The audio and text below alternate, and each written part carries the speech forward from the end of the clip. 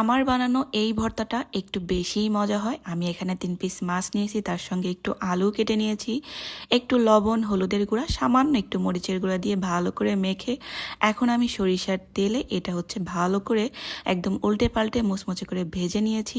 ওই প্যানের মধ্যে আর কি কিছু রসুন কুলি আর শুকনা মরিচ ভেজে তুলে নিয়েছি।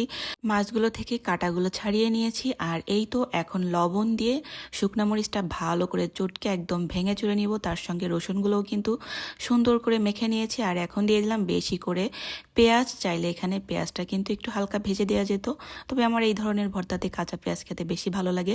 আরও দিয়ে দিলাম বেশি করে সরিষার তেল। তো ভালো করে মেখে এখন দিয়ে দিলাম সেই ভেজে রাখা আলুটা, তার সঙ্গে কাটা ঝরানো মাছগুলো দিয়ে ভালো করে মেখে নিলেই কিন্তু হয়ে যাচ্ছে সুস্বাদু সেই ভর্তা। খুবই মজা হয় ভর্তাটা। তারপরে মনে হলো যে এখানে একটু ধনিয়া পাতা দিলে ভালো হবে, আর একটু ধনিয়া পাতা দিয়ে মেখে নিয়েছি।